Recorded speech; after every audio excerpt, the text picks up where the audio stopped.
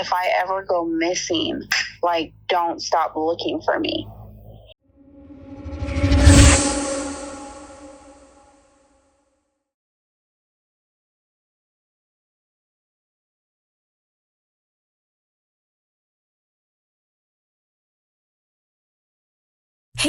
Haleigh Murphy. 24-year-old Haleigh Over Murphy. 400 days since Haleigh went missing. Mother of a 2-year-old son. Still, No Haleigh. I'm going to find her. We just want to bring her home. now if you have information Any on information. Haleigh Murphy.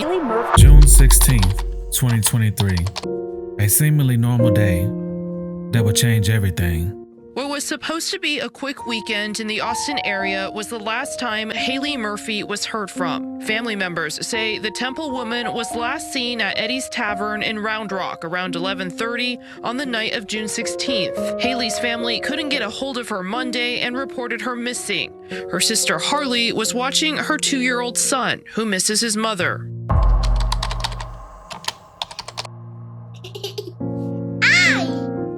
This is what we do. My name's Haleigh Murphy, and this is my sister, Haleigh Murphy. She's my sister, my best friend, the aunt to my son. She's everything to me. She was the best sister anyone could have. She would do anything for me. My name's Becky Mitchell, and I'm the mother of Haleigh Murphy. So first and foremost, Haleigh was a great mother. Haleigh is a fun-loving person. She enjoyed life. She was the most active one. We're all kind of laid back and quiet, and she was always the one, let's go do this, let's do that. So we would get on board and go on trips or plan things to do because that's what she wanted to do, and we would just do it with her. She's kind of like the glue for the family.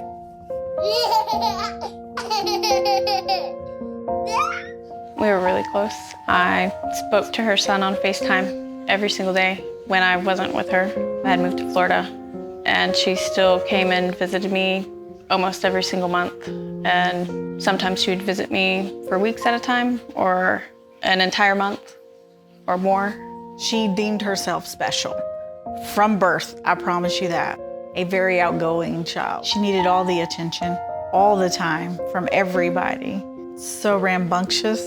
She always said that she would live with me forever.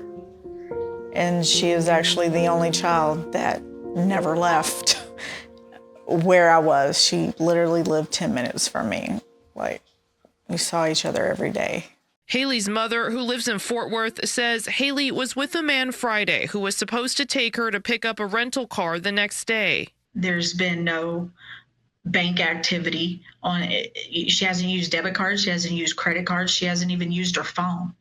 She just disappeared, literally, 11:30 at night on June 16th, and no one knows where she's at.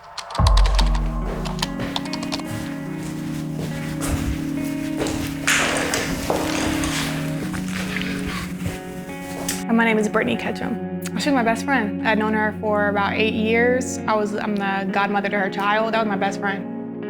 We actually have matching tattoos, her and I. I actually have her name on me as well. She was just authentically herself. It didn't matter where we were. It didn't matter who was around her, her family, her friends, strangers. She was just authentically herself, and she didn't change. And she made it very clear, like, this is who I am, and that's what I really admired about her. Haleigh is an Army veteran. Brittany Ketchum has been her best friend since they went to basic training together. She's a fantastic person. Like, she's like the life of the party. She has like an amazing heart, and she's like the funniest person like to be around, and she's so carefree. Brittany was stationed in Korea when Haleigh went missing. I talked to her every day when I was in Korea. We messaged every day. We go out all the time. Well, in the Army, she kind of really just stuck to herself. So she was very timid at first, and then as a week went by, she was very outspoken, outgoing, loud.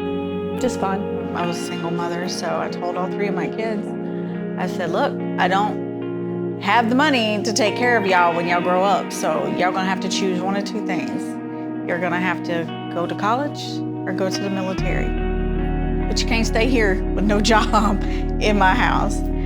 Haleigh told me when she was in 9th grade, I'm not going to college. I don't like school, so I'm gonna go in the military. And that's what she did. She graduated high school when she was 17, and a month later, she was going to basic training. Her being in the military, she still carried herself the same way that she always did before.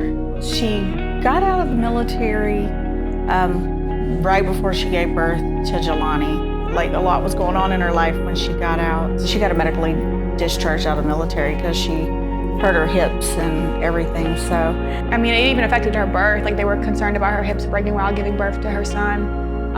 She had problems throughout the rest of her life since she entered herself in basic training. She was only probably stationed at Fort Hood for about 2 years before she got medically discharged. She's a military veteran, and she loved that life, but she loved the mother life first. Once she got out, she took a whole year off because she did very well saving her money and doing the right thing when she was in the military. So when she got out, she was able to take a year off, have Jelani, and stay home with him for the first year of his life. It's been over 400 days since Haleigh went missing, and Texas Rangers began their investigation. Flash forward to today, the family is still waiting and praying Haleigh is somewhere out there. She has a son, and he's just out here in limbo. How do you explain why your mama ain't coming home? 24-year-old Haleigh Murphy is a mom. And what was her bond like with her son? She loved being a mom. She really did. Her and Jelani are a lot alike. He's got her personality down to the T. Like I said, it was always trips. Like her and Jelani, the year that she stayed home with him, he flew more than I did my entire life. In his first year of his life, they kept flying down to Florida to see Auntie JJ. And they'd go down there and stay for months and then come back home. But yeah, her and Jelani, they did everything together. She did soften a little when she became a mother, but she was still very outgoing and energetic and the life of the party. She was nervous at first. She was told that she was never gonna be able to have kids. So when she did get pregnant, she was like, well, now I have to have a kid because like, this is a miracle in a sense. I made her a lot softer. She was real rough. But when she had JJ, it just calmed her down a little bit. She was less explosive, less quick to anger. She was just really like entering, I guess, her feminine era, becoming a mother. A more lighter version of herself. She wasn't always so tense. And it kind of gave her control. When you have to think about somebody other than yourself, you have a different outlook on life.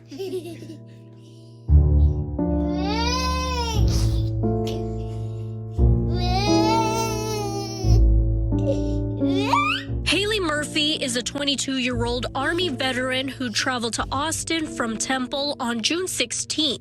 According to her mother, Becky Mitchell, Murphy went out with her boyfriend that night, but never came home. Quite a few of her friends have come out and told us the last place that they seen her or had saw her on Friday night, which was Eddie's Tavern in Rock, around 11:30, midnight-ish. I remember when she had got out the Army, she was doing school and everything, and it was just, I guess, difficult with a newborn baby. She was a single mother at the time. The dad was stationed somewhere else, I think in New York, or he was still in basic training around the time she had gave birth to Junior. She was talking to me, she was like, I think I'm gonna go be a waitress at this strip club, Rick's. She goes, she auditions at Rick's to be a bottle girl in a sense. I don't think she was ever a bottle girl, I think she was always a stripper. But she said that she was a bottle girl for about a week and then realized strippers make a lot more money. So then she was just like, hey, I wanna do this, what is your opinion on it? And I was like, I think, if that's what you wanna do, definitely go ahead. You're gonna be this young for like a little bit at a time, so might as well make the money while you can. It's so sad, I think she looks young. That's not how I remember her though. She knew she was bad, that's one thing. She dressed to go out. She dressed for the lifestyle she was living for sure. When you're in the industry that she's in, that's just the lifestyle that is gonna help you come up faster and quicker the way that you want. And then she started stripping at, I think Dollhouse was the first, not Rick's, Dollhouse in Killeen. And then she moved up to Rick's and started stripping in Austin. She never did anything sex worker related besides stripping. She was never on OnlyFans. She never sold herself or anything in that aspect. She purely just danced, and she just danced in a means to support her son. So Haleigh was a stripper, and she was in a car accident. She got hit by a drunk driver one night coming home from work, and she messed up her neck and her back, and she was having to have spine surgery. Actually, she was getting prepared for that. She couldn't dance anymore, and so since she wasn't going to be doing that anymore, a lot of people from the club and all that stuff had her phone number. So she said she was just changing her number because, you know, men would hit her up, people that she worked with that she didn't want to speak with anymore or be around anymore would call her and stuff. So she just changed her number because she was like starting over, going in a different direction. I think that's why it wasn't taken serious. I think because of the job she did, nobody thought twice about what she may be doing or where she's at. Maybe she just ran off. Like, whenever I first called and made the missing person report, June 16th, around 11:30 at night, 12 o'clock, she was last seen by a couple of girls at Eddie's Tavern in Round Rock. The Temple woman was last seen at Eddie's Tavern in Round Rock around 11:30 on the night of June 16th. Haleigh's family couldn't get a hold of her Monday and reported her missing. Her sister Haleigh was watching her 2-year-old son, who misses his mother. I mean, it was a normal Friday. Usually she would go out and hang out with her friends on the weekends. And that Friday was no different. She was going to hang out with friends, and she told me that she would be back either Monday morning or Tuesday morning. So they said that she was with a gentleman. We know she was with, he's the one my other daughter had dropped her off to meet. I actually dropped her off that night because I needed the car, and we only had one car at the time, and my son had just come home, and I had her son as well. So I drove her to the bar, and I dropped her off with Trinity. Trinity Smith. He's also known as Bankroll. I met him, I think, a couple times in passing, like especially over the phone. I don't know him personally, but I know that he's currently on trial right now for something completely different, having to do with a RICO case. So they do have persons of interest. They got quite a few people, mainly Trinity Smith. He's in jail right now. He has a lot of charges. So she met him back February, March timeframe of 2023. And he was in the clubs. He threw a lot of money. And like I said, Haleigh liked attention. He gave a lot of attention to her. So, but he was older than her. He's like almost 50. I think he is 50 now. So like he's way older than her. And so she just liked the attention, but she did soon figure out that he was selling drugs, and not a little bit of drugs either, a lot of drugs, and that he was kind of mixed up with the cartel. I'm assuming the information Haleigh got them about his drug trafficking paid off for them, because they have a federal case against him. They raided his stash houses and apartments or whatever, and took him into custody. Now they got a whole case. He's probably going away for the rest of his life. I mean, 25 years is, well, he'll be 75 by the time he gets out. So she had told me that she was going to go out with the guy she was last seeing with, Trinity Smith, and me and her had got into an argument because I was like, I personally feel like you need to stop hanging out with dangerous people, well-known dangerous people, because one of the days you just aren't gonna come home. Like, you have a son, you gotta think about one of these days you're not gonna come home. And me and her still got into an argument about that. She had hung up on me, and I didn't text her or call her or anything, because, you know, it was an argument. She didn't want to hear what I had to say. So I have a lot of hatred and anger. It would not pay for me to see him face to face. I've never met this man. But I don't think he would want me to meet him either. A lot of anger. Confusion. Who are you angry at? Trinity, which is the man I dropped her off with. His baby mother actually reached out to Miss Becky when this was all going down, and she was 100% that she was telling Miss Becky, like, I know he did it. He tried to do it to me. Like, I know he's the reason your daughter's missing. What did he try to do to her? He tried to kill her. He strangled her. She was with him, and they were playing darts at Eddie's Tavern and drinking. And the girls said that, you know, they talked a little bit and laughed and joked, and they were dancing and having fun. And one of the girls said that they were looking for this gentleman's telephone, and they couldn't find his phone, so they had just left abruptly all of a sudden, and that was the last she was seen. So I did ask, you know, did she appear like she was scared, or, you know, was she heavily intoxicated or anything like that? And they said you could tell she had been drinking quite a bit that night, but they said she didn't look scared. They said they had seen her calling, like they were using her phone to call his phone. And so then the guy was just like, come on, let's go, because they were going to go back to the last place they were at to look for the phone. That was a setup to get Haleigh to leave with him.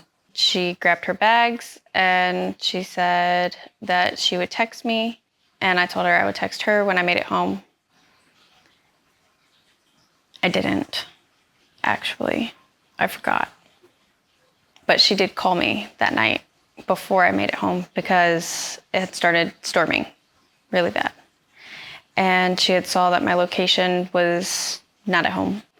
And she was trying to make sure we were okay because the power in the bar they were in had went out. And then I was like, yeah, no, we're fine, but I'll text you when I get back home with the boys. And that was the last time I spoke to her. Texas Rangers are investigating the case. Haleigh has multiple tattoos, and according to DPS, she was last seen wearing a light purple t-shirt, jean shorts, and light purple Vans. If you know something about how she went missing, why she went missing, or where she's at, and you're not telling anybody, I mean, just think it's your family. If a member of your family was missing, why wouldn't you want someone to speak up? I think it's well known now that Haleigh was an informant for the Rangers.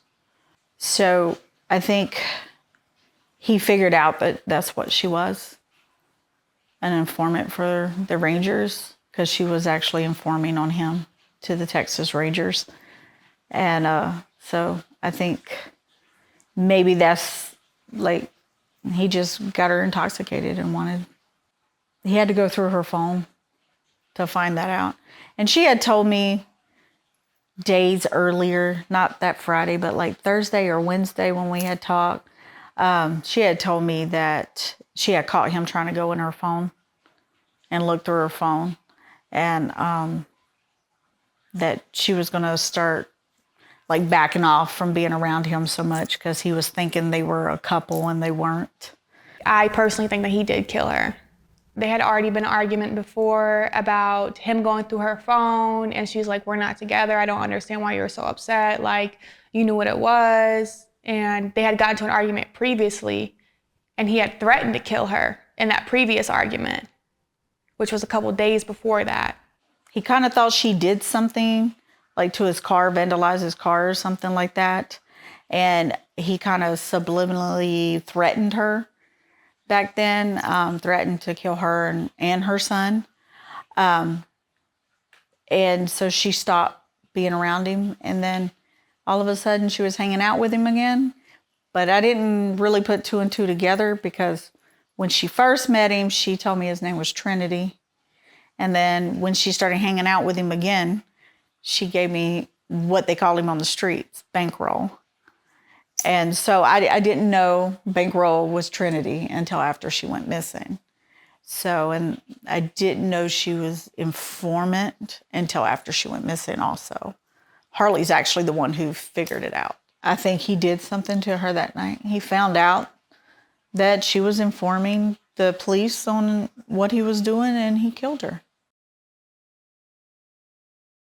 Brittany was stationed in Korea when Haleigh went missing. It's been pretty hard, especially with me being so far away. She recently requested to be back at Fort Cavazos to be closer to Haleigh's son. No one just goes missing in thin air. There are people out there who do know something, and I feel like just be a decent person and at least give us closure or any type of information. Any information to bring them closer to where Haleigh could be. I had to take custody of the kid because that's what, we had said. I was the godmother, so I was trying to figure out what steps I need to take in order to get me back home for a compassionate reassignment. How am I going to raise a kid? Is she dead? Are we going to see her? What information have they found out? And then we just kept hitting railroad blocks after that. From the time Becky realized Haleigh was missing, she started searching. But instead of immediate answers, she was met with confusion, delays, and frustration. When I filed the missing person report, they didn't file it as a missing persons report. They just filed it as if I called the police department because my daughter wouldn't answer her phone.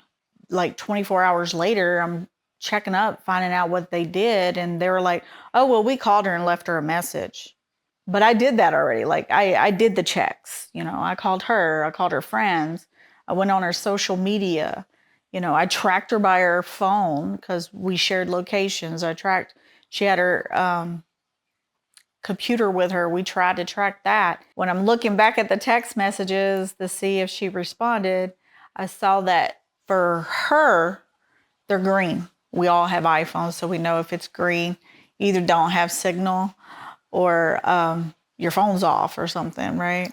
So I started messaging her separately and she wasn't responding. I had her iPhone location, Find My Phone, iPhone, and her Google location on Google Maps. So all of that had been shut off, which I know was absolutely on Friday because I had to continuously get hey, turn it on. I need to know where you're at. She had a phone on my AT&T account. So we downloaded her call log and started calling numbers we didn't recognize that she had called that day.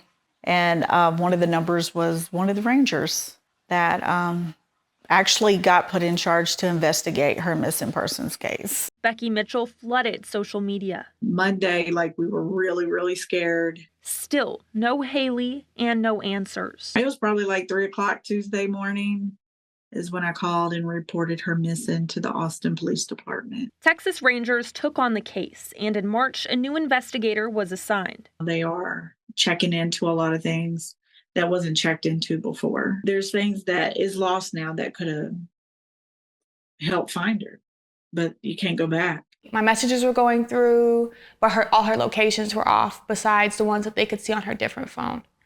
And so I was just oh, wow. When they called me, I think the fourth time and told me, we just filed a missing persons report. We cannot find her. This is not normal, Brittany. My heart just stopped. It just dropped. I would always tell them, my girls, turn your location on. Because when you go missing, you're going to want me to know where you're at. And I've been telling them that for years. And then one time she goes missing, her location ain't on. We did all those checks and balances before we called the police to say she was missing. And they were like, oh, well, okay. I mean, literally, that was his reaction. He was like, oh, well, okay. In the beginning, that's when it was most time sensitive. They could have got a lot more information if they did more in the beginning than them trying to scramble and find information now. They actually reached out to me on Facebook. Whenever I was flooding the social media with her pictures and everything, they reached out to me because they remember seeing her. And I gave all that information to the police, which they were never questioned by them. Kevin Callahan, he was the lead investigator. He literally blocked me a month after Haleigh went, on the phone, blocked me a month after Haleigh went missing. Refused to respond to anything. So did Mike Guerrera. He was the undercover CID agent Haleigh was informing to. He blocked me. So we went weeks and months without any contact with the police because they wouldn't return our phone calls for nothing, which in that time span, I started writing letters starting with Haleigh's congressman down in Temple. And then I wrote the governor, the FBI, since the FBI was also investigating the case with Trinity. And then I wrote the president. No response from anybody but the congressman. His office actually stayed in touch, emailed me once a month to let me know that because they were trying to get answers from the FBI to find out what's going on with the case and what they were doing with the case. And they were reaching out to the Rangers on behalf of Haleigh and her family. February, I got a letter from the congressman. I got the letter saying that they have not found any criminal activity done by the Rangers or anybody else in this investigation, and that if I had any other information that I needed to send it over to them. Come March, the two that were in charge of her investigation got reassigned other places, and it got turned over to another Ranger. So I'm assuming the letters had something to do with it. Yes, I do. They never retrieved a lot of the evidence that could have helped them find answers sooner. I mean, even now, they don't know what happened to her. They don't know if she's been killed. They don't know if she's been sex trafficked. They don't know at all, because they never confiscated the vehicle that he was driving that night. They never questioned him, ever. They never sat down and questioned him directly about Haleigh. They never went and got the video from Eddie's Tavern. And the bartender contacted me herself and said, hey, we have it, but a police officer has to come pick it up. No Ranger, no police officer, nobody went and picked it up. I tried to go get it myself, and they were like, no, a police officer has to pick it up because it's being investigated. It was a case, so they wouldn't let nobody watch it. I don't think they really put any type of effort into finding her until it became such an issue to where they had to. For months, Miss Becky was trying to get information out of them, and they had marked it down as a wellness check, not a missing persons report. They didn't even file the paperwork correctly or write it down correctly. When we had filed it as a missing persons, not a wellness check. And it took months for them to even tell us it was a wellness check that they had put it under. The last time that she was seen, it was caught because they were tracking Trinity. It was seen Haleigh coming in to his apartment and leaving after the last known time that they were seen. And then there's also highway footage of them, at least of Trinity, leaving that direction. So this was the flyers that we had made when she had first went missing. Miss Becky and a bunch of her other friends and Harley and family came from Georgia, had all came down to Austin, started handing out flyers to the bars that she would frequent, strip clubs she would frequent, any places that she was just known around. I was still in Korea, and handed out these flyers just to spread awareness.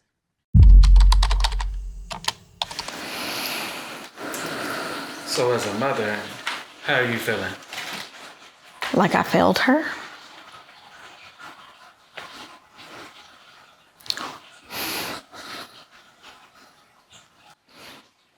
Because we haven't found her.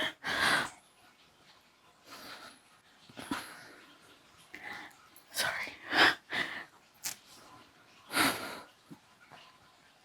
I'm just glad I had the opportunity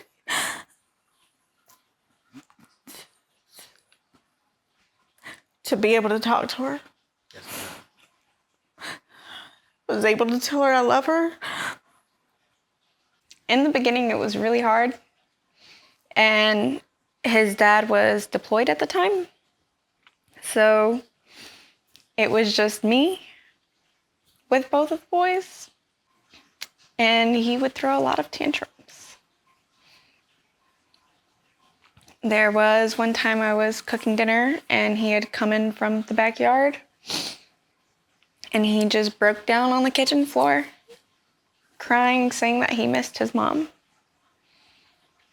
And I didn't know what to do at that point because what do I tell a 2-year-old? And he's not my child. And there's been instances where nobody had told anything to him about the situation. And he came home and he said that his mommy was dead. And this was only maybe 2 months after she had been missing. And I didn't know what to say to that either. Now it's not as sensitive for him, but every now and then he will say, I just miss my mommy. Or he'll be acting out and we'll be like, what's going on? Are you okay? Like, what's wrong? And he says, I just miss my mommy. The biggest change is her son lives with her dad now. So I don't get to see him whenever I want. I mean, I get to see him, don't get me wrong. But I saw him like every day when he was with his mom. So it's a lot different now that he lives with his dad. And then we all grieve differently. So there's things that we just can't talk about together anymore. My son and my other daughter and I. And you know, I haven't really been able to grieve because we don't really know what we're grieving at this point. It's been really difficult because when I came back, like I had already planned on coming back to Fort Hood. She had begged me to come back, and I was like, okay, yeah, like I want to come back to Fort Hood. I want to get out the Army. I want to see my best friend. And it sucked because I was gonna, instead of staying in the barracks room, I was gonna stay with her, and it just didn't happen like that. I just kind of like push it all down. I don't really think about it because when you think about something you don't know the outcome to, it's pointless because I don't know what I'm grieving. Because I got to know, what am I grieving? I mean, am I grieving because she's dead? Or am I grieving because she's been held captive somewhere? What am I, I know I'm angry. I'm angry at a lot of people. I'm angry at the cops. I'm angry at the person she was with. You know, but what happened? Like it's like a limbo of purgatory. Like we're just stuck here waiting, trying to find out. My big sister was the strongest person that I know. And she was the most caring and protective of the people that she loved. At the same time, she was still the life of the party. The only reason why she would not be here is because she's dead. Because something happened to her. She is not going to be out there living her life and not be with her son. She isn't going to get that far from me. What are you looking at right now? I'm looking at her Instagram. And you kind of chuckle. What was that chuckle about? Because, hold on. This is exactly how she was. This is exactly how I remember her. And what is that? Just like the life of the party, very outgoing, very herself. Like, look, like even like with half the outfits, this is Texas. What are you doing wearing those outfits? But she would wear them outfits in Texas like she's in New York or something. You know, a lot of the things just didn't work out the way that we planned it to, but her son is safe. We're still constantly looking. We haven't forgot about you. We've exhausted all of our resources in order to find out, you know, where you are, at least what's happened to you. Like, we haven't shut your phone off. We haven't turned any of your lines off. Just please feel free to reach out to us. And I love and miss you.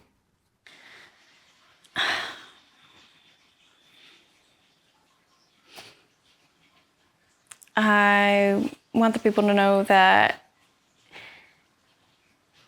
Haleigh is one of the best people that you could know if you didn't. And if you did have the pleasure of knowing her, you would know that she was one of the best friends that you could have. And that she was an amazing mother to her son. And whatever happened to her, she did not deserve. If I had the opportunity to talk to her right now, I would tell her I was sorry. That I wasn't there. And that I love her. No one just goes missing in thin air. There are people out there who do know something, and I feel like just be a decent person and at least give us closure or any type of information. Any information to bring them closer to where Haleigh could be. Work it as if it was your own daughter missing. We just want her to come home, back to her son, back to her life. It's If somebody has information about what happened to her, it's just the right thing to do. Because if it was your family member, your daughter, your sister, your child, you would want somebody to tell you. You would want somebody to say what they knew. Miss Becky does have a Facebook website, Haleigh Murphy Missing, and I think the cover photo is the picture that's on my t-shirt as well. If you know anything, you can feel free to reach out to Miss Becky, and all her contact information is on that Facebook page. So if anybody knows anything about what may have happened to her or have any information leading up to her whereabouts, they can always contact me at my number at 254-669-0697. Or you can call the police department, the Texas Rangers, and report it to them. If you have information on Haleigh's whereabouts, you can contact the Texas Rangers or the Texas Department of Public Safety Missing Persons Clearinghouse.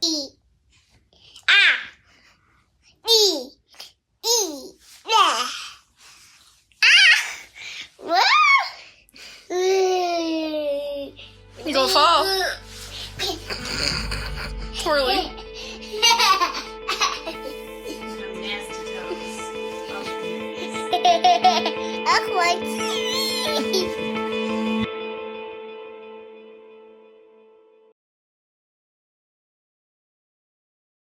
Like this video, share it, and tell us what you think in the comments. Subscribe to Contact True Crime for real stories that don't end when the headlines do.